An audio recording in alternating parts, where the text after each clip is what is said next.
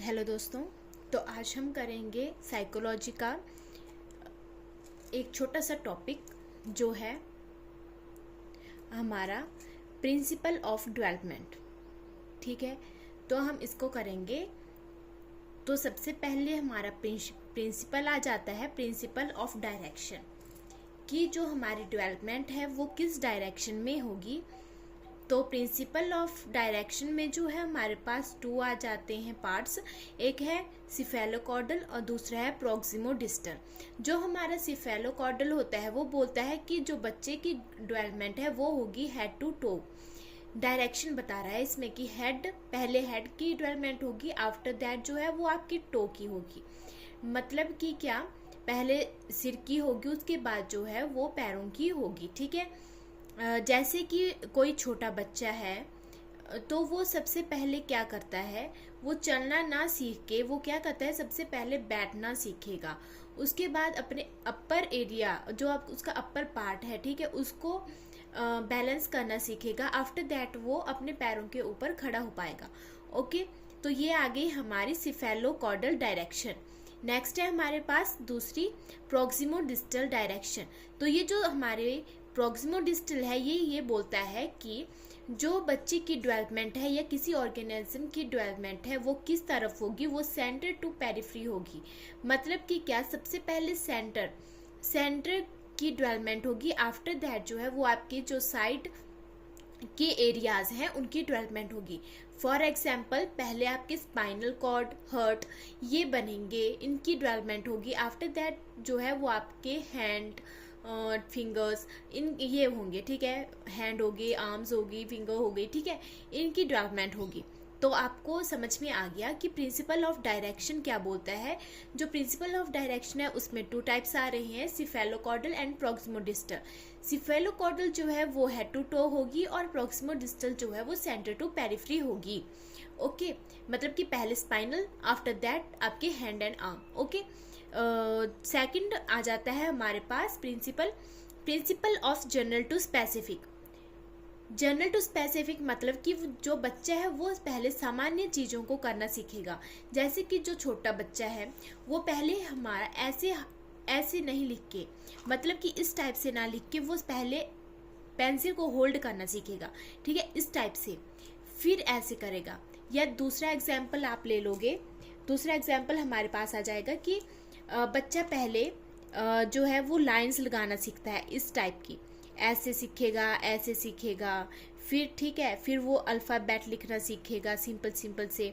After that वो जैसे slowly वो क्या करेगा, वर्ड्स लिखेगा, बर्ड्स लिखना। ठीक है, वर्ड्स लिखना स्टार्ट करेगा। उसके बाद सेंटेंस लिखेगा। ठीक है, ऐसे लिखेगा वो। ठीक है, तो पहले क्या किया उसने, जनरल चीज़ें सीखी। सबसे पहले तो उसने क्या किया, पेंसिल को होल्ड करना सीखा। आफ्टर दैट वो एक मतलब कि स्पेसिफिक पैटर्न में आया। फिर उसके बाद उसने लाइन लगाना सीखा, ऐसे या फिर ऐसे या ऐसे, जैसे भी। ठीक है, फिर वो अल्फ़ाबेट लिखना स्टार्ट किया उसने। उसके बाद उसने क्या किया, एक वर्ड लिखना स्टार्ट किया। फिर उसके बाद एक सेंटेंस, आफ्टर दैट पैराग्राफ, एक पेज। ठीक है, इस तरह से वो लिखना सीखता है। ये हो गया हमारा जनरल टू स्पेसिफिक। ओके, तीसरा पॉइंट हमारे पास आ जाता है principal of rate of development. Principal of rate of development क्या बोलता है, ये बोलता है कि हर एक बच्चे की जो सीखने की क्षमता है वो अलग अलग होती है। कोई बच्चा होता है जो जल्दी सीख लेता है चीज़ों को, कोई होता है जो मतलब कि धीमे धीमे सीखता है। कोई बच्चा देखा होगा आपने कि 1 साल के अंदर ही बोलना सीख लेता है, हल्के हल्के वर्ड्स बोलना स्टार्ट कर देता है। ठीक है, और कुछ बच्चे होते हैं जो कि 2 या 3 साल तक जो है वो मतलब कि बोलना स्टार्ट करते हैं। ठीक है, चलना भी कुछ बच्चे लेट स्टार्ट करते हैं, कुछ जल्दी कर देते हैं। तो क्या हुआ कि जो बच्चे हैं, ठीक है, हर किसी बच्चे की सीखने की क्षमता क्या आ गई, अलग अलग आ गई। ये हमारा principle of rate of development बोलता है। नेक्स्ट है हमारे पास fourth principle of uniform pattern. ये यूनिफॉर्म पैटर्न का क्या मतलब आ गया, यूनिफॉर्म पैटर्न का मतलब आ गया कि पूरी दुनिया में जितने भी बच्चे हैं, जितने भी ऑर्गेनिज्म हैं, एक स्पेसिफिक पैटर्न को जो है वो फॉलो करते हैं।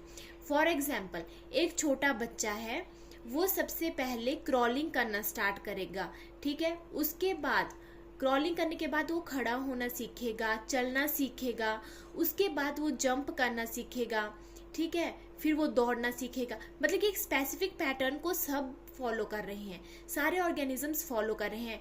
पहले क्रॉलिंग, ठीक है, फिर खड़ा होना, फिर चलना, ठीक है, जंप करना, दौड़ना, ये आ जाते हैं बाद में, ठीक है। मतलब कि एक स्पेसिफिक पैटर्न को वो फॉलो कर रहे हैं। नेक्स्ट पॉइंट आ जाता है हमारा प्रिंसिपल ऑफ कॉन्टिन्यूटी। कॉन्टिन्यूटी मतलब कि ये जीवन पर्यंत चलने वाली प्रक्रिया है, ठीक है। डेवलपमेंट जो है वो वोम टू टोम चलती है, ठीक है, भ्रूण से लेके कब्र तक चलती है डेवलपमेंट हमारी, ठीक है। नेक्स्ट पॉइंट हमारे पास आ जाता है principle of heredity and environment.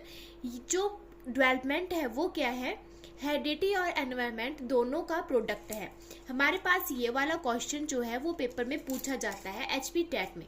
तो वहाँ पे हमारे पास 2-3 ऑप्शंस दी जाती हैं, 2-3 नहीं 4 ऑप्शंस दी जाती हैं, ठीक है, कि डेवलपमेंट क्या है, ठीक है। तो वहाँ पे हम लिखेंगे कि ये प्रोडक्ट है, हेरिडिटी